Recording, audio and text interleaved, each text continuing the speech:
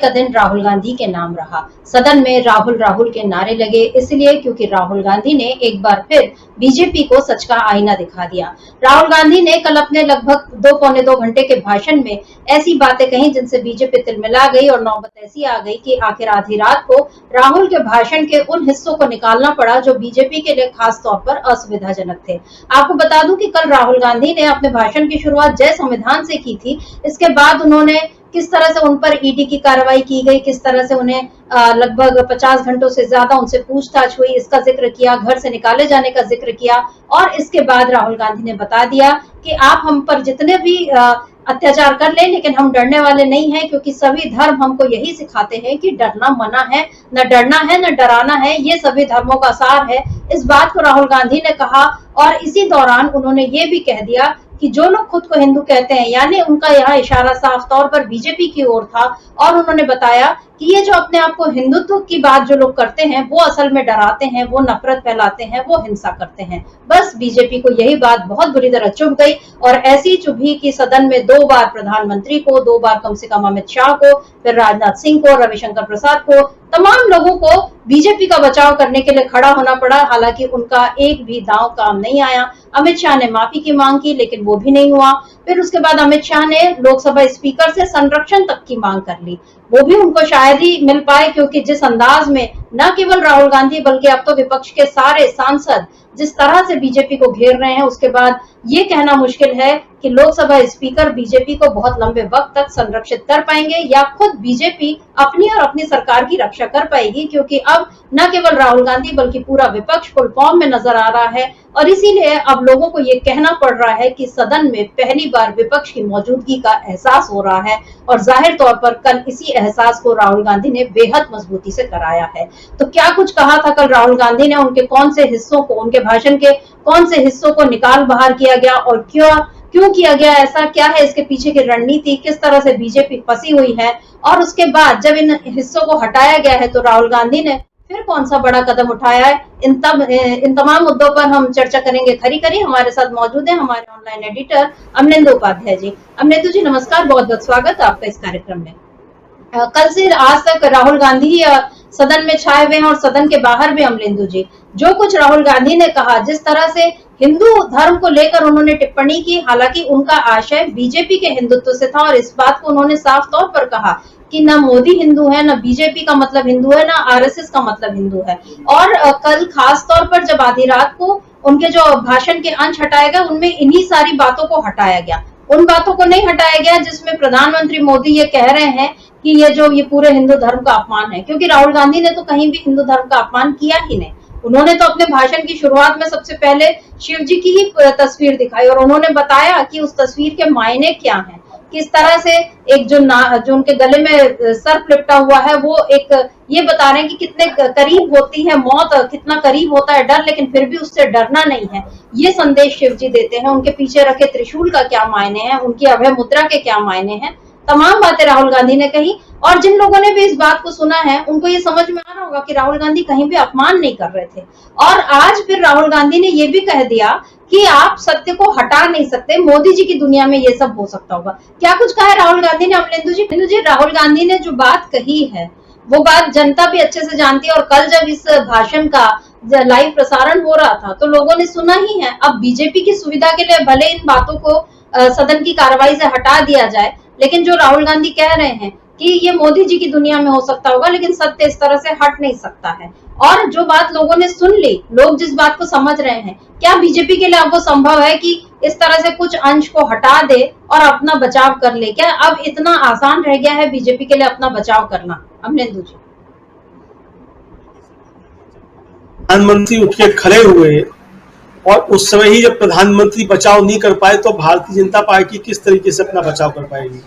राहुल गांधी ने जो चोट की और सीधी सीधी भारतीय जनता पार्टी की राजनीति को जो चोट की, वो अंदर तक बीजेपी को परेशान कर गई है सर। जो देखिए किस तरीके से कल राहुल गांधी के भाषण के दौरान कई मंत्रियों को उठकर खड़ा होना पड़ा, यहाँ तक कि प्रधानमंत्री को खुद 2 बार उठ करके खड़ा होना पड़ा।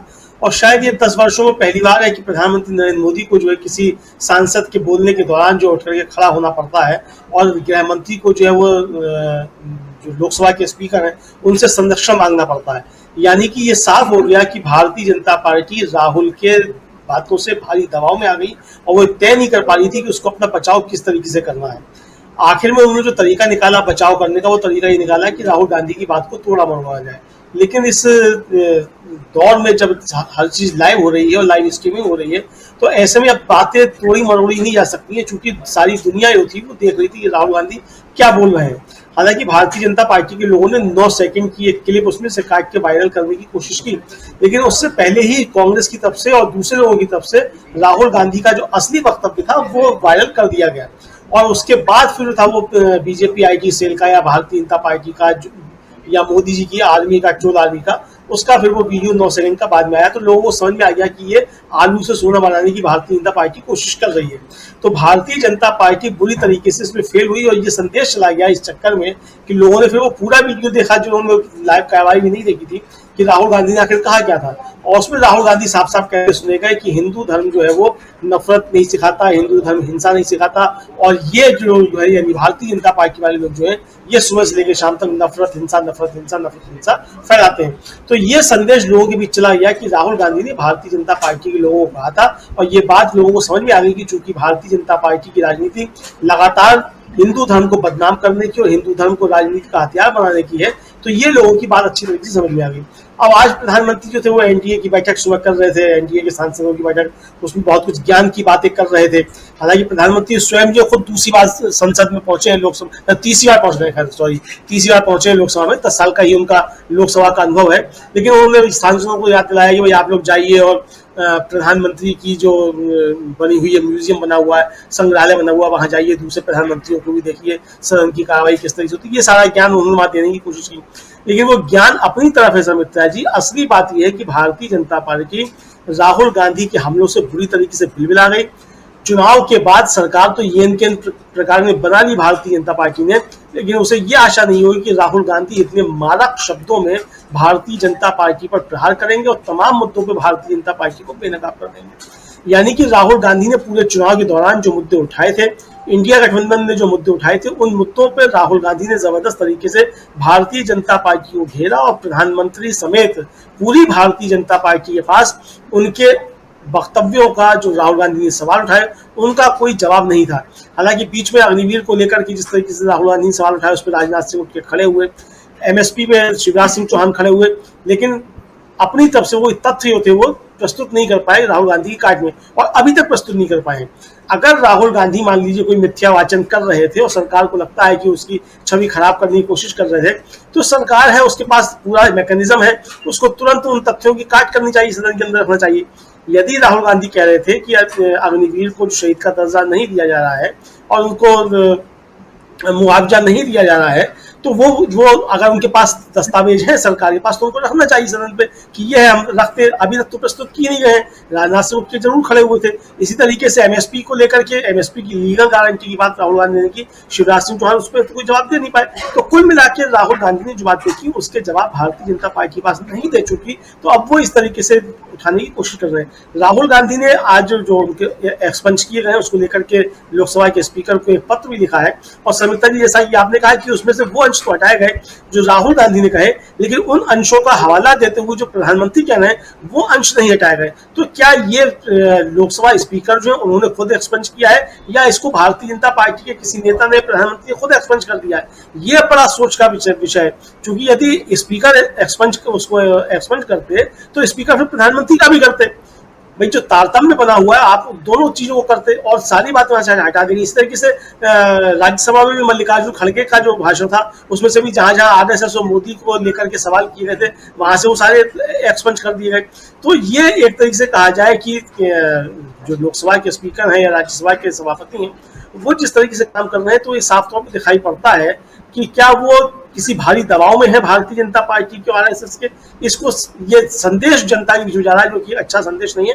हालांकि राहुल गांधी ने जो सवाल उठाए हैं और राहुल गांधी ने स्पीकर को जो पत्र लिखा है, अब देखते हैं इस पे स्पीकर क्या निर्णय लेते हैं। लेकिन समिता जी देखिए, ये चीजें अब हटाई नहीं जा सकती। जैसा आपने कहा कि भाई जो लोगों ने लाइव कार्रवाई देखी है, दूसरा समिता जी ये कि अब इलेक्ट्रॉनिक जमाना है, सब सारी चीजें इंटरनेट पे आती हैं, और इंटरनेट पे अगर कोई भी एक चीज अपलोड हो गई तो अब दुनिया की ताकत फिर उसे डिलीट नहीं कर सकती। आप अपने अकाउंट से डिलीट कर देंगे, दूसरे अकाउंट से डिलीट कर देंगे, 20 जगह से आप डिलीट कर देंगे, लेकिन जो चीज एक बार इंटरनेट पे आ गई फिर वो सदा सदा के लिए इंटरनेट पर है। तो राहुल गांधी के जिस वक्तव्य को आप एक्सपंज करना चाहते हैं, आप सदन की कार्रवाई से एक्सपंज कर सकते हैं, आप यूट्यूब शो से एक्सपंज कर सकते हैं, मीडिया जो घराने हैं उनके आप जो अकाउंट है वहां से आप एक्सपंज करा सकते हैं, डिलीट करवा सकते हैं, लेकिन वो रहेगा हमेशा, और जब कोई उसे खोजना चाहेगा तो उसको निकाल ही लेगा। तो यानी राहुल गांधी ने जो कहा वो सदन में विद्यमान, मतलब सदन से आप भले उसको एक्सपंज कर दें अपने रिकॉर्ड से, लेकिन वो विद्यमान रहेगा, वो हमेशा बना रहेगा और लोग जब चाहेंगे उसको देखेंगे। सबसे बड़ी बात यह कि सारे भारत ने सुन लिया कि राहुल गांधी ने आरएसएस और भारतीय जनता पार्टी और प्रधानमंत्री नरेंद्र मोदी को लेकर के किस तरीके से घेरा और किस तरीके से भारतीय जनता पार्टी बिलबिला गई। ये दृश्य जो है ये बहुत एक तरीके से कहा जाए भारतीय जनता पार्टी को परेशान करने वाले हैं। अब जब शाम को 5 बजे प्रधानमंत्री बोलेंगे तब देखना है कि प्रधानमंत्री राहुल गांधी के आरोपों का किस तरीके से जवाब देते हैं और इस पूरी बहस को किधर ले जाना चाहते हैं सभी। जी बिल्कुल, प्रधानमंत्री तो जाहिर है इस बहस को अलग दिशा में ले जाना चाहेंगे और वो फिर से राहुल गांधी का मखौल उड़ाने की कोशिश ही करेंगे। कल भी उन्होंने एक कोशिश की थी छोटी सी, जब उन्होंने खड़े होकर ये कहा था कि लोकतंत्र ने मुझे सिखाया है कि मुझे नेता प्रतिपक्ष की बातों का सम्मान करना चाहिए। इतना बोलकर मोदी जी शायद उन्होंने फिर से राहुल गांधी पर तंज कसना और ये सोचा होगा उन्होंने कि इसके बाद राहुल गांधी चुप होकर बैठ जाएंगे, लेकिन ऐसा कुछ भी नहीं हुआ। और आज जब वो भाषण देंगे तो पिछले बार के जितने भी इस तरह के हुए हैं कि राष्ट्रपति के अभिभाषण पर जब भी उन्होंने कुछ बोला है तो कोई बहुत स्टैंडर्ड की बात, बड़े दुख के साथ ये कहना पड़ रहा है, लेकिन सच यही है कि बहुत स्टैंडर्ड की बात मोदी जी नहीं कर पाए हैं और अभी भी वो ऐसा ही करेंगे। ये अनुमान तो हम अभी से लगा सकते हैं, अब आगे 5 बजे वो क्या बोलते हैं ये देखना होगा। लेकिन राहुल गांधी अब चुप नहीं रहने वाले हैं, विपक्ष अब चुप नहीं रहने वाला है, ये बात मोदी जी को समझ में आ जानी चाहिए। आप जो कह रहे हैं कि अब वो किन लोगों ने एक्सपंज कराया है, ये भी सोचने वाली बात है, क्योंकि आधी रात को मतलब जब कार्रवाई हो रही थी ओम बिरला चाहते तो तभी बोल देते कि भाई ये सारी बातें रिकॉर्ड में नहीं जाएंगी, लेकिन वो शायद या तो किसी आदेश का इंतजार कर रहे थे या कुछ और, वो वेट कर रहे होंगे कि मुझे कुछ बताया जाए तब जाकर मैं कौन कौन सी बातें एक्सपंज करना नहीं करना, वो उस तरह के फैसले लेंगे। और यहाँ पर राहुल गांधी ने एक तो बाहर जो बात बोल दी कि मोदी जी की दुनिया में ऐसा होता होगा, मतलब ये सही बात है। ये इलेक्ट्रॉनिक मीडिया का दौर है, सोशल मीडिया का दौर है, जहाँ पर हर एक चीज, छोटी से छोटी चीज भी जो है वो दर्ज हो जाती है और लोग जिनको संभाल कर रखना होता है वो संभाल कर रख लेते हैं। अभी राहुल गांधी ने जो भाषण अपना जो कल का जो था और जो हिस्से हटाए गए उसको लेकर उन्होंने जो पत्र लिखा है उस पर उन्होंने ये कहा है कि मैं यह पत्र राष्ट्रपति के अभिभाषण पर धन्यवाद प्रस्ताव पर चर्चा के दौरान मेरे भाषण से निकाली गई टिप्पणियों और अंशों के संदर्भ में लिख रहा हूँ। हालांकि सभापीठ को सदन की कार्यवाही से कुछ टिप्पणियों को निकालने की शक्ति हासिल है, लेकिन इसमें केवल उन शब्दों को निकालने का प्रावधान है जिनकी प्रकृति लोकसभा की प्रक्रिया तथा कार्य संचालन नियमों के नियम 380 में निर्दिष्ट की गई है। मतलब लोकसभा की जो कार्रवाई होती है, जो प्रोसीजर होता है, उसमें अलग अलग नियम है। तो नियम 380 जो है वो ये बताता है कि यदि अध्यक्ष की राय है कि बहस में ऐसे शब्दों का प्रयोग किया गया जो अपमानजनक या अभद्र या असंसदीय या अनिर्दिष्ट हैं, तो संभव है कि अध्यक्ष विवेकाधीन शक्ति का प्रयोग करते हुए इस तरह के शब्दों को सदन की कार्यवाही से बाहर करने का आदेश पारित करें।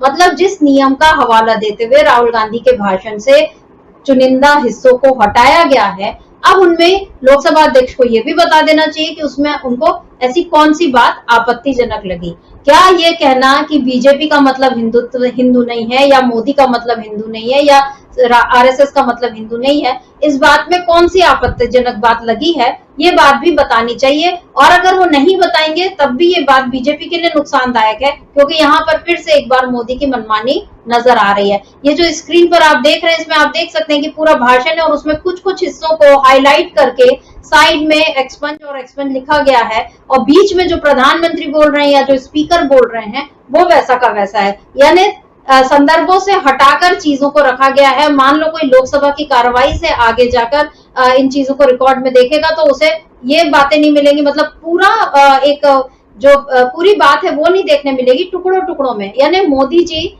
जो हमेशा आधा अधूरा सच दिखाना चाहते हैं देश को, वो चीज अब हम लोकसभा में भी देख रहे हैं, कोशिश देख रहे हैं। देखने वाली बात यह है कि बीजेपी की ये कोशिश कामयाब हो पाती है या नहीं। कल अमलेंदु जी राहुल गांधी ने आज जो नियमों का हवाला दिया, कल राहुल गांधी ने सदन में ओम बिरला को एक और जरूरी बात बताई कि आप प्रधानमंत्री से मिलते वक्त कितना झुके और आप मेरे से आपने किस तरह से हाथ मिलाया, क्या कुछ कहा है राहुल गांधी ने और उस पर ओम बिरला ने क्या कहा था, उसको भी सुन लेते हैं। मैं इस बात को आसन से कह रहा हूं कि मेरी संस्कृति और संस्कार यही है कि बड़ों का झुककर और आवश्यक हो तो पैर छूकर सम्मान करो और बराबर जो उम्र से छोटे हैं उनसे बराबर का व्यवहार करो। स्पीकर सर, ये हमारी संस्कृति संस्कार है और मैं इस संस्कृति संस्कार की पालन करता हूं। स्पीकर सर, मैं आपकी बात को रिस्पेक्ट करता हूं, मगर आपको कहना चाहता हूं कि इस हाउस में स्पीकर से कोई बड़ा नहीं होता। स्पीकर सबसे बड़ा है, हम सबको स्पीकर के सामने झुकना चाहिए और मैं आपके सामने झुकूंगा और सारा का सारा ऑपोजिशन आपके सामने झुकेगा। ये लोकतंत्र है स्पीकर सर, आप इस हाउस के लीडर हैं, आपको किसी के सामने नहीं झुकना चाहिए। कस्टोडियन है, नेता प्रधानमंत्री है, स्पीकर को आप speaker is the last word, speaker is अध्यक्ष and is the last word. यहाँ पर अमलेंदु जी जो बात उन्होंने कही है, ये एक और कुछ हमारे स्क्रीन पर आ रहा है कि at around 4 PM this evening prime minister Narendra Modi will reply to the motion of thanks. अच्छा, यहाँ पर मतलब जो 5 बजे बोलने वाले थे प्रधानमंत्री, अब वो 4 बजे सदन में धन्यवाद प्रस्ताव पर अपनी बात रखेंगे। ये खबर है इस समय की। लेकिन हम आपको बता दें कि अभी जो क्लिपिंग आपने देखी, इसमें राहुल गांधी ओम बिरला को ये बता रहे थे कि प्रधानमंत्री के सामने आप झुके, तो वहां पर ओम बिरला ये बता रहे हैं कि संस्कृति और संस्कारों की उन्होंने। बने रहिए, परिचर्चा अभी जारी है। वीडियो को लाइक और शेयर कर दीजिए और चैनल को सब्सक्राइब कर लीजिए। आइए आगे सुनते हैं इस परिचर्चा। दुआई दी कि हमको पैर छूना चाहिए और झुककर नमस्कार करना चाहिए, हमारी संस्कृति और संस्कार है। लेकिन अमलेंदु जी, सदन में तो स्पीकर मतलब वहां पर उम्र नहीं देखी जाती, ओहदा देखा जाता है और ओहदा जो है वो स्पीकर का बड़ा है, सदन के वो मतलब अध्यक्ष हैं और इस नाते उनको किसी के सामने नहीं झुकना चाहिए, बाकी लोगों को उनके सामने झुकना चाहिए। और ओम बिरला अगर संस्कारों की बात कर रहे हैं तो प्रधानमंत्री के सामने ठीक है, प्रधानमंत्री अगले बरस 75 के हो जाएंगे। ओम बिरला खुद ये बात बता रहे हैं कि अब वो बुजुर्ग हो गए, मार्गदर्शक मंडल में जाने लायक उनकी उम्र हो गई है। लेकिन राजनाथ सिंह भी तो 72 साल के हैं, ओम बिरला 61 साल के हैं, तो अब इस लिहाज से तो कि उनको राजनाथ सिंह के सामने भी झुकना चाहिए। मतलब अगर ये लॉजिक लगाए, और विपक्ष में भी ऐसे कई सांसद हैं जिनकी उम्र ओम बिरला से ज्यादा होगी, तो क्या वो सबके सामने झुकते रहेंगे? यहाँ पर ओम बिरला जिस तरीके का एक वो जो पक्षपात दिखा रहे हैं, क्या मोदी ने इसी वजह से, क्या बीजेपी ने इसी वजह से उनको इस आसंदी पर बैठाया था? और क्या यही डर जो है बार बार जताया जा रहा था इंडिया गठबंधन की तरफ से? आज जो कल हमने देखा या आज जो हम देख रहे हैं, ये तो केवल झलकियां हैं। क्या इसके बाद जेडीयू और टीटीपी को समझ में आएगा कि आखिर क्या बीजेपी की रणनीति है, किस रास्ते पर बीजेपी चलना चाह रही है? देखिए सर, मिलता है निश्चित तौर पे भारतीय जनता पार्टी ने ओम बिरला जी का जो चुनाव किया, वो चुनाव इसीलिए किया कि भारतीय जनता पार्टी उनकी खूबियों से परिचित है। लेकिन कल ओम बिरला साहब जो है उन खूबियों का परिचय देते हुए कल तो कम से कम नजर नहीं आए, और वो भी काफी जो थे दीनहीन अवस्था में दिखाई पड़े ओम बिरला साहब। क्योंकि राहुल गांधी जिस तरीके से प्रहार कर रहे थे और जबरदस्त प्रहार थे, वो एकदम से तिलमिला देने वाले थे। ओम बिरला साहब भी कई बार तिलमिलाए बुरी तरीके से, और कई दफे तो ऐसा लगा कि जैसे बहुत दीनहीन अवस्था में ओम बिरला साहब हैं और उनके चेहरे से साफ मालूम पड़ रहा था कि उनके हाथ में कुछ चीजें दिखाई नहीं पड़ रही है। जिस समय अमित शाह उनसे संरक्षण मांग रहे थे, उस समय भी ओम बिरला साहब जो थे वो बिल्कुल एकदम लाचार नजर आए। और राहुल गांधी ने जिस तरीके से प्रहार किया और उनको उनके पद की गरिमा की याद दिलाई सविता जी, उस पर तो एकदम जैसे ओम बिरला के ऊपर घड़ों पानी पड़ गया, इस तरीके से हुआ। क्योंकि ओम बिरला तो दुहाई दे रहे थे उम्र की, लेकिन राहुल गांधी ने बताया कि साहब ये सदन है, ये यहाँ उम्र के रिश्ते नहीं चलेंगे। उम्र के रिश्ते आपको अगर निभाने तो आप बाहर जाकर ये निभाइए सदन के बाहर। यहाँ आप सदन के कस्टोडियन हैं, यहाँ आप सत्ता पक्ष विपक्ष दोनों के कस्टोडियन हैं। आपकी कुर्सी सदन के सदस्यों से ऊपर है और सदन के अंदर बाकी जो सदस्य हैं वो सब बराबर हैं। फिर चाहे प्रधानमंत्री हो, चाहे नेता प्रतिपक्ष हो, चाहे कोई मंत्री हो, चाहे कोई सदस्य हो, सब एक बराबर हैं और आप उसके कस्टोडियन हैं।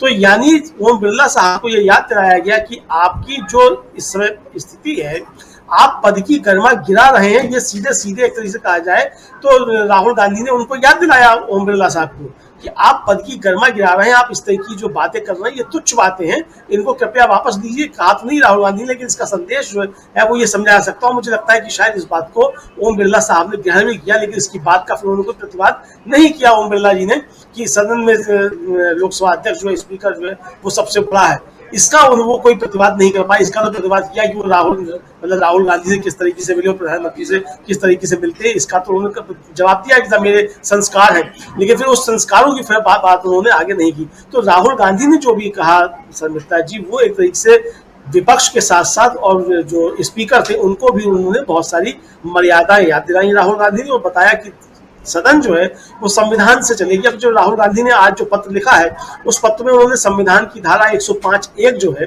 उसका हवाला देते हुए कहा है कि सदन में जो है सदस्यों को फ्रीडम ऑफ स्पीच होगी, ये साफ तौर पे 105(1) जो है वो कहती है। तो यानी अगर स्पीकर समझता है कि कोई वक्तव्य किसी सदस्य का डेरोगेटरी है, डिफेमेटरी है, तब तो आप उसको एक्सपंज कर सकते हैं, लेकिन आप उसकी फ्रीडम ऑफ स्पीच जो है वो खत्म नहीं कर सकते। तो राहुल गांधी ने जो कहा वो कहीं से भी डेरोगेटरी नहीं था और किसी भी तरीके से वो किसी का अपमान करने वाला नहीं था, तो इसलिए आप उनकी अभिव्यक्ति की आजादी नहीं छीन सकते सदन के अंदर। तो ये राहुल गांधी ने धारा 105(1) के अंतर्गत बताया है। मुझे लगता है शर्मिष्ठा जी, अगर इस पे स्पीकर एक्सपंज करते हैं और उसके बाद भी नहीं मानते हैं तो फिर ये मामला सुप्रीम कोर्ट जा सकता है, क्योंकि संविधान की धारा 105(1) का हवाला दिया गया है और एक नई तरीके की तलवार जो है वो सुप्रीम कोर्ट और स्पीकर के बीच में खिंचती हुई दिखाई देगी। तो इसलिए स्पीकर महोदय को चाहिए ये कि सदन की सर्वोच्चता को बनाए रखते हुए राहुल गांधी का जो पत्र है उस पर कार्रवाई करते हुए उस जो एक्सपंज किया गया उसको एक्सपंज ना करें और उसको शामिल करें, ताकि एक नया संवैधानिक संकट जो खड़ा ना हो। क्योंकि राहुल गांधी ने कोई भी असंवैधानिक या डिफेमेटरी या डेरोगेटरी कोई इस तरीके का रिमार्क नहीं था।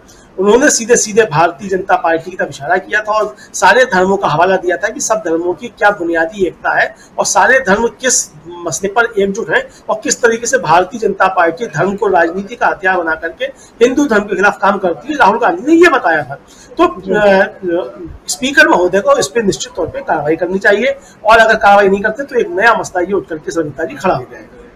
जी बिल्कुल, एक नया मसला उठ ही जाएगा, क्योंकि राहुल गांधी इस बार चुप नहीं बैठे, क्योंकि बीजेपी को ये लग रहा होगा कि हम उनके भाषण के हिस्से निकाल देंगे और राहुल गांधी कुछ नहीं बोलेंगे, इस आदेश को चुपचाप स्वीकार कर लेंगे। लेकिन आज राहुल गांधी ने जिस तरह से पत्र लिखा है उससे ये समझ में आ रहा है कि राहुल गांधी ने एक बड़ा कदम उठा लिया है। वो इतने आसानी से अब बीजेपी की मनमानी नहीं चलने देंगे और जहां तक हो सकेगा वो संघर्ष करते रहेंगे। पिछले बार जब इसी तरह धन्यवाद प्रस्ताव पर चर्चा हो रही थी और उसमें राहुल गांधी ने मणिपुर का जिक्र किया था और उसमें उन्होंने ये जो कहा था कि भारत माता की हत्या हुई है, उस समय भी बीजेपी ने बहुत हंगामा मचाया था। और मुझे याद है कि तब ओम बिरला ने तुरंत ही कहा था कि ये रिकॉर्ड में नहीं जाएगा और इसको हम आप ऐसी बात मत बोलिए। और राहुल गांधी पर तब भी बीजेपी ने ये आरोप लगाए थे कि उन्होंने भारत माँ का अपमान किया है, जबकि राहुल गांधी ये बता रहे थे कि भारत माँ का मतलब क्या है और मणिपुर की महिलाओं के साथ जो हो रहा है वो कितना गलत हो रहा है। और प्रधानमंत्री इस पर कुछ नहीं बोलकर, बीजेपी इस पर कोई कार्रवाई नहीं करके कितना गलत कर रही है। यानी राहुल गांधी मुद्दे की बात उठाते हैं तो बीजेपी को वो बात चुप जाती है और उसको वो किसी न किसी के अपमान से जोड़कर बातों को दूसरी दिशा में मोड़ने की कोशिश करती है। लेकिन बीजेपी की ये कोशिश पिछले साल चल गई, पिछले कार्यकाल में चल गई, लेकिन इस बार ऐसा शायद ही हो पाए। इधर लोकसभा में राहुल गांधी जिस तरह से बीजेपी को बिल्कुल घुटनों पर ला रहे थे, उधर राज्यसभा में कल खड़गे जी ने भी इसी अंदाज में भाषण दिया और यहाँ तक कि उन्होंने प्रधानमंत्री के मुजरे वाले भाषण का भी जो जिक्र किया, उसको लेकर कैसे सभापति ने रिएक्ट किया, क्या कुछ हुआ था कल राज्यसभा में, ये थोड़ा सा हम देख लेते हैं। सर आखिरी में क्या बोले, अगर इनको अपने वोट बैंक के सामने मुजरा करना है तो ये करे। This will not go on record. No, this will not go on record. ये भाषा This will not. This is derogatory. This is defamatory. ये भाषा प्रधानमंत्री की है, of a mature leader. प्रधानमंत्री की भाषा है। यहाँ पर मतलब जगदीप धनखड़ ने साफ साफ ये कह दिया ये डेरोगेटरी है, मतलब उसको ये असंसदीय, अशिष्ट, अमर्यादित सब बोल रहे हैं। लेकिन ऐसा बोलते हुए शायद वो ये भूल गए कि प्रधानमंत्री के ये शब्द हैं खड़गे जी केवल उन बातों को दोहरा रहे थे जो प्रधानमंत्री ने चुनाव प्रचार के दौरान कहे थे। और ठीक है, सदन में ऐसे शब्दों का इस्तेमाल नहीं होना चाहिए और सभापति होने के नाते उन्होंने इसको मना कर दिया। लेकिन अमलेंदु जी, क्या याद पड़ता है कि धनखड़ जी ने तब ये किया था कि प्रधानमंत्री को ऐसी भाषा का इस्तेमाल नहीं करना चाहिए? क्या उन्होंने तब कोई ऐसी टिप्पणी की थी, आपको ध्यान आती है? या किसी बीजेपी नेता ने प्रधानमंत्री की ऐसी भाषा का विरोध किया था? क्योंकि कल से लेकर आज तक जितना राहुल गांधी को लोकतंत्र और संसदीय मर्यादाओं का पाठ सिखाया जा रहा है, या खड़गे जी को जो इतने वरिष्ठ सांसद रहे हैं, लोकसभा में भी उनका लंबा कार्यकाल रहा, राज्यसभा में भी रहे हैं, और जितना उनका राजनीतिक अनुभव रहा है, और उनको ये पहले नसीहत दी गई कि आज से पहले कोई इस तरह से वेल में नहीं आया, और अभी उनको बता रहे हैं कि कौन सी डेरोगेटरी लैंग्वेज वो इस्तेमाल कर रहे हैं, जबकि ये तो प्रधानमंत्री की भाषा थी। क्या बीजेपी केवल विपक्ष को मर्यादा का पाठ पढ़ाते रहेगी? कभी खुद उस पर चलेगी अमलेंदु जी? देखिए सविता जी, अब एक तरीके से कहा जाए कि धनखड़ साहब जो हैं, वो जिस समय प्रधानमंत्री ने इन शब्दों का इस्तेमाल किया था उस समय शायद भूल गए थे कि ये निंदा करनी है, लेकिन अब धनखड़ साहब ने निंदा कर दी एक तरीके से सदन में कि प्रधानमंत्री के शब्द थे वो डेरोगेटरी थे, डिफेमेटरी थे, ये धनखड़ साहब ने कहा। क्योंकि मल्लिकार्जुन खड़गे बाद में बताते रहे कि ये मेरे शब्द नहीं है, ये शब्द प्रधानमंत्री के हैं, लेकिन धनखड़ साहब कहते रहे कि ये डेरोगेटरी डिफेमेटरी है। धनखड़ साहब को ये स्पष्ट करना चाहिए था कि ये शब्द किसने इस्तेमाल किए और क्या है। इसका मतलब समिता जी ये है कि खड़गे साहब अपने मकसद में कामयाब हो गए और धनखड़ साहब के मुंह से उन्होंने कहलवा दिया कि प्रधानमंत्री नरेंद्र मोदी ने जो शब्दों का इस्तेमाल किया था वो डेरोगेटरी थे, डिफेमेटरी थे। ये खड़गे साहब की कहा जाए एक जीत समझी जा सकती है राज्यसभा के अंदर। भारतीय जनता पार्टी जो है जिस तरीके की राजनीति कर रही है, खासतौर से प्रधानमंत्री नरेंद्र मोदी जिस तरीके की राजनीति कर रहे हैं, जिस तरीके से सदन की आसंदी का जो दोनों सदन में सभापति हैं उनका इस्तेमाल किया जा रहा है, उसका ये एक अच्छा नमूना जो है वो समझा जा सकता है।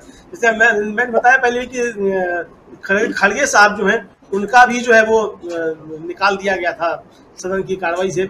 इस बीच समिता जी एक मुझे ध्यान आ गया, समाजवादी पार्टी के राज्यसभा के सदस्य हैं जावेद अली खान, उन्होंने इन्हीं धनखड़ साहब का 5 जनवरी 1994 का राजस्थान विधानसभा में दिया हुआ एक वक्तव्य जो है उसको ट्वीट किया है। वो आप पढ़ के सुन लीजिए, आप समझ सकती हैं कि धनखड़ साहब क्या कहना चाहते रहे होंगे दिल से।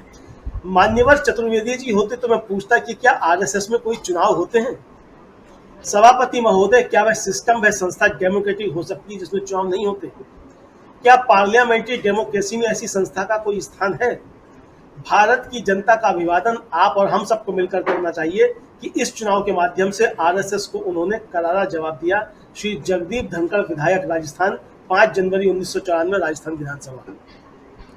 और कल धनखड़ साहब किस तरीके से आरएसएस का नाम आने पर आग बबूला हो जा रहे थे।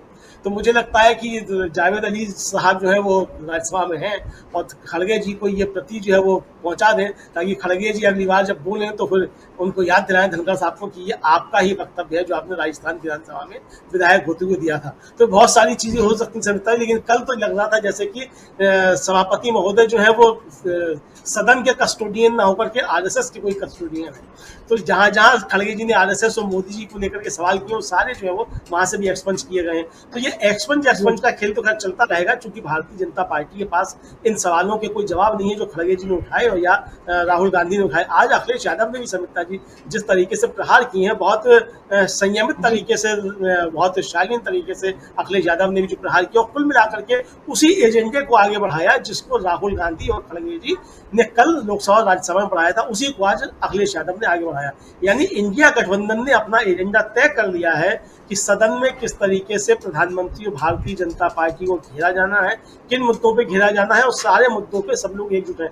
मैं देख रहा हूँ समिता जी की आम आदमी पार्टी के जो लोकसभा सदस्य हैं, कांग उनका वक्तव्य है, संजय सिंह का है वक्तव्य, रेणुका चौधरी का वक्तव्य है, शिवसेना के सांसद जो है संजय राउत, प्रियंका चतुर्वेदी, उनका वक्तव्य है, सब लोगों की इंडिया गठबंधन में इनका अवधेश प्रसाद का वक्तव्य है और अखिलेश यादव का वक्तव्य है। सबने राहुल गांधी की बातों का समर्थन किया कि राहुल गांधी ने कल जो कहा सदन में भारतीय जनता पार्टी की राजनीति को लेकर कहा, और बिल्कुल 100% सत्य कहा। यानी कि पूरा इंडिया गठबंधन राहुल गांधी की उन बातों के साथ खड़ा हुआ है कि भारतीय जनता पार्टी और आरएसएस के लोग जिस तरीके से हिंदू धर्म का नाम लेकर के नफरत और हिंसा फैलाते हैं, वो कतई हिंदू धर्म के पालन नहीं करते हैं और हिंदू धर्म इस बात को नहीं सिखाता है। तो ये भारतीय जनता पार्टी की परेशानी का सबब है। आज जब प्रधानमंत्री 4 बजे बोलेंगे तो देखना है कि प्रधानमंत्री किस तरीके से जवाब देते हैं और किस तरीके से चीजों को तोड़ने मरोड़ने की कोशिश करते हैं। लेकिन प्रधानमंत्री कल की बात से इतना तो समझ गए होंगे सुमित्रा जी कि अब ये ना 2014 है ना 2019 है, ये 2024 है। और प्रधानमंत्री अगर कहीं अबरा का डबरा कुछ करेंगे तो विपक्ष की तरफ से बहुत जबरदस्त तरीके से उसका जवाब मिलेगा और प्रधानमंत्री अब बातों की जलेबी नहीं बना पाएंगे। ऐसा ना हो कि प्रधानमंत्री को भी खड़े होकर के स्पीकर से संरक्षण मांगना पड़े। सुमित्रा जी, देखना ये क्या 4 बजे प्रधानमंत्री बोलते हैं तो किस तरीके से अपनी बात को रखते हैं। जी बिल्कुल, 4 बजे की पृष्ठभूमि तो मेरा ख्याल है अमलेंदु जी वो सुबह से बनानी उन्होंने शुरू कर दी है। आज जब उन्होंने संसदीय दल की बैठक ली अपने एनडीए के, तो उसमें उन्होंने ये कहा कि तीसरी बार एक चाय वाला प्रधानमंत्री बना है। मतलब समझ ही नहीं आ रहा, 3 बार आप मुख्यमंत्री हो गए, 3 बार आप प्रधानमंत्री हो गए, लेकिन चाय वाला अभी तक आपको अपने नहीं मालूम वो कब का किस्सा है, लेकिन उस किस्से को अभी तक भुनाने की उनको जरूरत पड़ रही है। इसी से समझ में आ सकता है कि मोदी जी अब अपने आप को कहीं ना कहीं मजबूर समझने लगे हैं और वो इतने आसानी से हालांकि पीछे भी नहीं हटेंगे और उनका जैसा कि रिकॉर्ड रहा है वो बहुत मतलब जिसको कहते हैं कि डेरोगेटरी हम जिसको बोल सकते हैं, वो उस तरह से जाकर प्रहार करते रहे हैं पहले भी, चाहे उन्होंने मनमोहन सिंह जी पर किए, चाहे सोनिया गांधी पर किए, तो अभी वो राहुल गांधी पर वैसा ही कहेंगे ही, ये बिल्कुल तय है। क्योंकि कल उन्होंने बोल दिया कि मुझे विपक्ष के नेता को गंभीरता से लेना चाहिए। आज जो है वो जब से ट्रेंड कर रहा है फिरोज खान का पोता और पप्पू, ये सब सोशल मीडिया पर जिस तरह से ट्रेंडिंग हो गए हैं, उससे समझ में आता है कि राहुल गांधी को फिर से हिंदू और मुसलमान के नाम पर किस तरह से घेरने की कोशिश की जाएगी। और लेकिन इधर इंडिया गठबंधन बिल्कुल सही कहा आपने कि एकदम मजबूती से खड़ा हुआ है। अखिलेश यादव, चाहे आरजेडी की ओर से भी ये कहा गया, संजय राउत जो शिवसेना के, उन्होंने भी ये कह दिया कि वो जो बीजेपी का हिंदुत्व है वो फेक है और हम किस हिंदुत्व की बात करते हैं, ये भी उन्होंने बता दिया। महुआ मोइत्रा जो टीएमसी की सांसद हैं, फिर से लौटी हैं लोकसभा में, आज उनके भी जोरदार मतलब बहुत जोरदार तरीके से उन्होंने अपनी बात रखी और राहुल गांधी का नाम लेकर बताया कि कैसे वो जो बोल रहे हैं कि डरो मत और हम नहीं डर रहे हैं। क्या कुछ कहा महुआ मोइत्रा ने, ये भी सुनते हैं। 7 months ago, on the 8th of December, this house was transformed into a Kurusabha, presided over by a blind Dhritarashtra, where Dushasan Darbaris made every attempt to disrobe Draupadi. The ethics committee that voted to recommend my expulsion on the 9th of November, they voted 6-4, had 10 members and 1 chairperson. Of the 5 Lok Sabha members from the BJP, 4 have not returned to the house. The chairperson, a BJP member, has also not returned. The Congress turncoat from Punjab who voted against has also not returned. The BJP lady MP from Maharashtra who started the debate in the house on behalf of the BJP has also lost. Much like Lord Krishna protected Draupadi, the people of Krishnanagar have protected me. In the last year, a lot of people look at me and say, "Oh, Mahua, you must have lost a lot. You lost your membership, you lost your house. And by the way, I also lost my uterus due to a surgery." But you know what I gained? I gained what Rahulji said. The freedom from fear. I do not fear you. I will see the end of you. We will see the end of you. Your ED, your CBI, your income tax, your trolls, your media, your bought out judges, nobody can scare us. Nobody can scare us. ये साफ साफ महुआ मोइत्रा ने बोला है कि हमें कोई नहीं डरा सकता और हम आपका अंत देखेंगे। महुआ मोइत्रा बहुत रोष और जोश में बोलते हुए नजर आ रही थी अमलेंदु जी, और जो बातें उन्होंने कही, क्या उनकी कोई कार्ड बीजेपी दे पाएगी? क्योंकि उन्होंने तो बिल्कुल तथ्यों के साथ बता दिया कि किस तरह से मुझे हटाएगा, और जिन लोगों ने हटाने की ये शुरुआत की वो आज इस सदन में नहीं है। और फिर यहाँ उन्होंने भगवान कृष्ण का उदाहरण देते हुए वो अपने संसदीय क्षेत्र कृष्णा नगर तक वो पहुंच गई। कुल मिलाकर बिल्कुल बीजेपी को उसी की भाषा में जवाब दे दिया महुआ मोइत्रा ने। क्या कोई बचाव कर पाएगी बीजेपी यहाँ अपना? नहीं समिता जी, कोई बचाव नहीं कर पाएगी और महुआ मोइत्रा ने उधेड़ कर रख दिया भारतीय जनता पार्टी को। देसी भाषा में मैं कहूँ तो उधेड़ कर रख दिया पूरी तरीके से। और देखिए कैसा सन्नाटा है तो भारतीय जनता पार्टी की तरफ छाया हुआ था केजरीवाल जी के तरफ। कोई शब्द नहीं निकल रहा था। और जिस तरीके से उन्होंने कहा कि धृतराष्ट्र का अंधी सभा थी, द्रौपदी का चीर हुआ, सारी बातें तो उन्होंने कह दी भारतीय जनता पार्टी के लिए, और खामोशी के साथ सब सुनते रहे। इससे पहले जब बोलने के लिए खड़ी हुई थी महुआ मोहित्रा, तो प्रधानमंत्री उठ करके जाने लगे और ओम बिरला उठ करके जाने लगे स्पीकर। तो उन्होंने कहा कि रुकिए रुकिए, कहाँ जा रहे हैं आप, तो मेरी कॉन्फ्रेंस में 2 बार गए थे, सुनकर करके तो जाइए। ये कहा, फिर उधर से कहा कि आप सत्ता पक्ष की तरफ से किया, राहुल गांधी तो जानूंगा, राहुल गांधी तो मेरे लीडर ऑफ अपोजिशन है, मुझको सुनते हैं, इनको सुनना चाहिए मुझको। और फिर जिस तरीके से उधेड़ के रखा है महुआ मोहित्रा ने, सुमित्रा जी, भारतीय जनता पार्टी अंदर ही अंदर से बहुत ज्यादा बिलबिला रही होगी। लेकिन मैं एक बात फिर कहूंगा, जो मैंने कल भी कही थी सुमित्रा जी, और वो ये है कि मुझे लगता है कि भारतीय जनता पार्टी की इस दुर्गति से, और खासतौर से प्रधानमंत्री नरेंद्र मोदी के इस कहा जाए कि उनके ऊपर जो प्रहार हुए, भारतीय जनता पार्टी के अधिकांश सांसद अंदर ही अंदर बहुत खुश हो रहे होंगे और बहुत खुशियां मना रहे होंगे। क्योंकि कल राहुल गांधी ने भी जब ये बात कही थी कि आपके यहाँ जो है वो फ्रीडम ऑफ स्पीच नहीं है, आपके यहाँ आंतरिक लोकतंत्र नहीं है, और एक व्यक्ति का आपके यहाँ तानाशाही है, उसका कब्जा है, आप कुछ बोल नहीं सकते। आप देखिए, पिन ड्रॉप साइलेंस सत्ता पक्ष की तरफ से थी। भारतीय जनता पार्टी का एक भी सांसद उठ करके खड़ा नहीं हुआ और उसने ये नहीं कहा कि नहीं, हमारे यहाँ बोलने की आज़ादी है और हम नरेंद्र मोदी के खिलाफ अपने यहाँ कुछ बोल सकते हैं। तो यानी कि जो राहुल गांधी ने कहा, सुमित्रा जी, एक तरह से कहा जाए भारतीय जनता पार्टी की पूरी अंदरूनी राजनीति जो है उसको भी एकदम उधेड़ कर रख दिया राहुल गांधी ने। और उसके बाद इंडिया गठबंधन के जो भी लोग बोलने के लिए आए, उन्होंने पूरी भारतीय जनता पार्टी की पूरी राजनीति जो है उसको उघाड़ करके रख दिया। तो ये भारतीय जनता पार्टी के लिए अब मुझे लगता है ये इनकी कोशिशें अब ये होंगी कि सदन कम चले, लंबा ना चले, बहसें कम होने पाए। जिस तरीके से कल हल्ला गुल्ला मचाने की कोशिश की भारतीय जनता पार्टी के लोगों ने, आज भी हो सकता है हल्ला गुल्ला मचाएं, आगे जब सदन चले तब भी हल्ला गुल्ला मचाएं। लेकिन विपक्ष अब इतना तगड़ा है सुमित्रा जी, और जैसा कि महुआ मोहित्रा ने कहा कि हमको कोई डरा नहीं सकता, आपकी ED, CBI, income tax, troll, media, सबको उन्होंने शामिल किया कि ये भी हमको कोई डरा नहीं सकता। और राहुल गांधी ने जो कहा कि डरो मत, तुम डरने वाले नहीं, यानी कि राहुल गांधी का डरो मत का मंत्र जो है सुमित्रा जी, वो अभी भी काम कर रहा है। और कल राहुल गांधी ने सदन में खड़े होकर के यही बताया कि डरो मत क्यों है और क्या अहम मुद्दा है, सारी बातें बताई।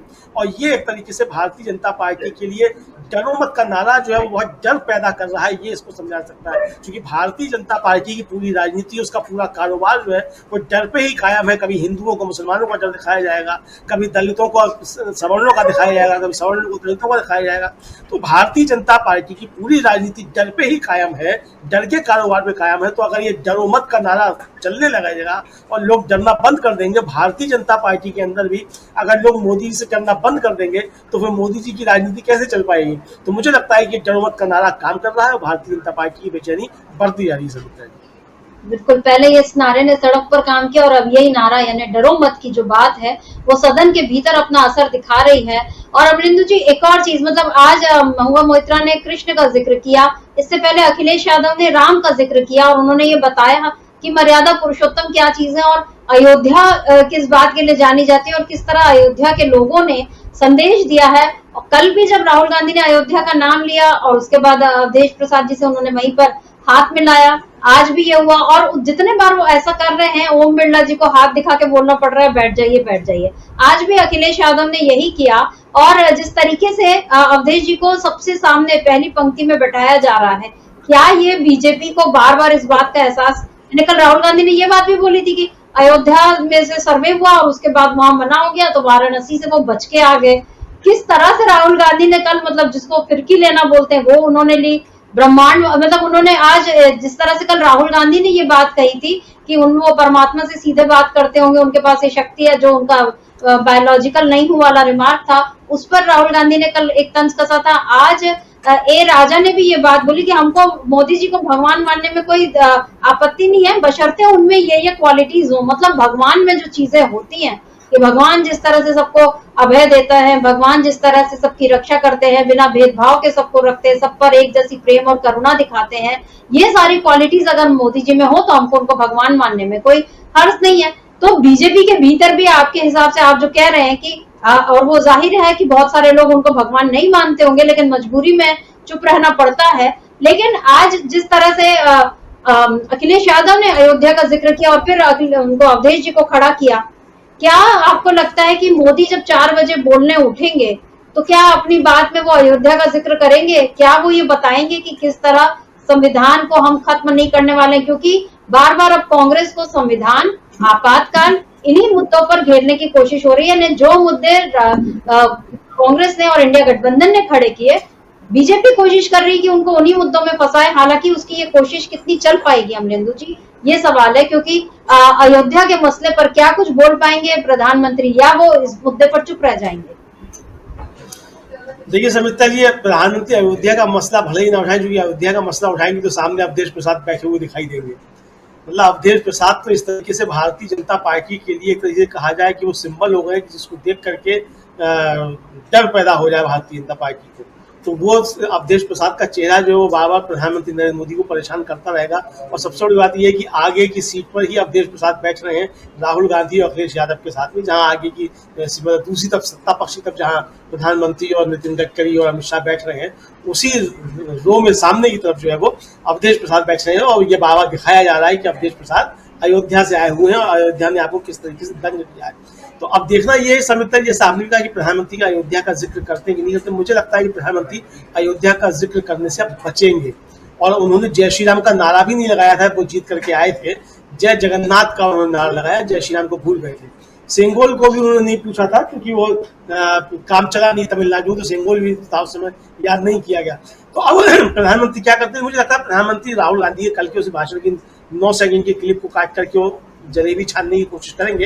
लेकिन जैसे मैंने पहले कहा कि विपक्ष बहुत तगड़ा है और सदन के अंदर सब लोग उपस्थित रहेंगे, तो प्रधानमंत्री बात का पतंगड़ बना नहीं पाएंगे। और अगर बनाएंगे तो उसका जबरदस्त प्रतिवाद होगा, फिर चाहे वो किसी भी मसले पर बातचीत करना चाहें। हो सकता है समिता जी प्रधानमंत्री सोचें, चूंकि ये संदेश ना जाए कि प्रधानमंत्री जो है वो 56 इंच का सीना जो है वो 24 इंच का रह गया है या 12 इंच का रह गया है, तो ऐसा कोई संदेश ना जाए, तो कुछ बातें करने की कोशिश करें।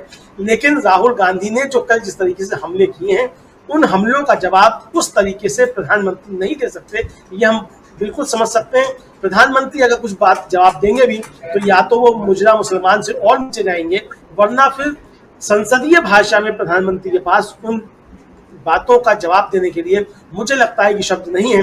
अब देखना यह है कि प्रधानमंत्री किस तरीके से जवाब देते हैं।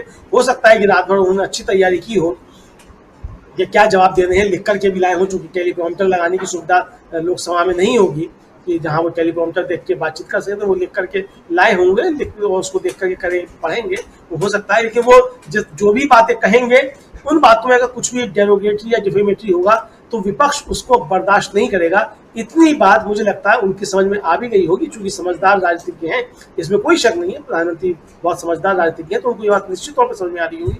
विपक्ष बहुत तगड़ा है, और अगर प्रधानमंत्री कुछ डेरोगेटरी या डिफेमेटरी बात करेंगे तो फिर उनका भी स्पंज कराने के लिए विपक्ष हमला करेगा और स्पीकर को फिर बीच में दखल देना पड़ेगा। यहाँ सबसे खराब स्थिति जो बन रही है समिता जी, वो बेचारे स्पीकर की बन रही है। मुझे उनका चेहरा देख करके बाबा जब वो आते हैं स्क्रीन, तो बहुत दया सी भी आती है कि वो किस स्थिति में पहुंच गए हैं। एक दिन पहले तक वो किस तरीके से शेर बने हुए नजर आ रहे थे, जब दीपेंद्र हुड्डा को वो हड़का रहे थे, एक तरीके से कहा जाए। और कल जिस तरीके से वो सदन में नजर आए, तो बहुत दीनहीन अवस्था में, किन कर्तव्य विमूढ़ से स्पीकर दिखाई पड़े। आज शाम को 4 बजे उनकी जिम्मेदारी और बढ़ जाएगी, क्योंकि विपक्ष बहुत तगड़ा है और प्रधानमंत्री अपनी जिस तरीके की भाषा के लिए जाने जाते हैं, अगर प्रधानमंत्री उस भाषा में बात करते हैं तो ओम बिरला साहब की काबिलियत की परीक्षा असली जो है, मुझे लगता है समिता जी आज 4 बजे है। प्रधानमंत्री से ज्यादा परीक्षा जो है वो ओम बिरला साहब की है समिता जी। बिल्कुल, स्पीकर की परीक्षा है। सबसे बड़ी परीक्षा तो बहरहाल लोकतंत्र की है कि स्पीकर और सत्ता में बैठी बीजेपी और उसके साथी जो हैं, वो इस लोकतंत्र की रक्षा कर पाते हैं या नहीं, ये आज शाम को साफ हो जाएगा। और मुझे जहां तक लगता है अमलेंदु जी की आज शाम को प्रधानमंत्री बहुत ज्यादा कोशिश ये करेंगे, वो विक्टिम कार्ड खेलने की कोशिश करेंगे, वो क्योंकि उनका ये कार्ड हमेशा काम आया है। उनको पता है कि मैं अपने आप को किस तरह से पीड़ित और दीनहीन और बेचारा और सब लोगों से प्रताड़ित बताऊं, तो वो कोशिश आज प्रधानमंत्री करेंगे, ये बताने की कोशिश करेंगे कि कैसे परिवार और वंशवाद और शहजादों ने मिलकर उनका जीना हराम कर रखा है। कुछ इस तरह की बातें मुझे ऐसा लगता है कि प्रधानमंत्री कर सकते हैं। बहरहाल वो क्या बोलने वाले हैं, ये तो प्रधानमंत्री जाने या उनके स्पीच राइटर जाने। देखना दिलचस्प होगा कि आज शाम को संसद में क्या होगा। बहरहाल इस बात की संतुष्टि मिल रही है, सुकून मिल रहा है ये देखकर कि संसद में लोकतंत्र जिंदा दिखाई दे रहा है, और इसका पूरा क्रेडिट जाता है इंडिया गठबंधन को, जिसने इन पूरे चुनाव में लोकतंत्र और संविधान के मुद्दे को जिंदा रखा और सदन में पहुंचने के बाद भी वो इन्हीं मुद्दों के इर्द गिर्द ही अपनी बातों को रख रहा है। विपक्ष संसदीय मर्यादाओं का पालन जिस तरह से कर रहा है, देखना ये होगा कि प्रधानमंत्री, बीजेपी की पूरी सरकार और स्पीकर उस मर्यादा को बरकरार रख पाते हैं या नहीं। कमलेंदु जी, आज इस चर्चा को हम यहीं विराम देते हैं। आपका बहुत बहुत शुक्रिया जो आप हमसे जुड़े, और शुक्रिया आप तमाम दर्शकों का जिन्होंने आज की इस चर्चा को ध्यान से सुना। आगे भी आप बने रहिए डीबी लाइव के साथ, अभी बहुत कुछ होना बाकी है। नमस्कार। आशा है ये कार्यक्रम आपको पसंद आया होगा।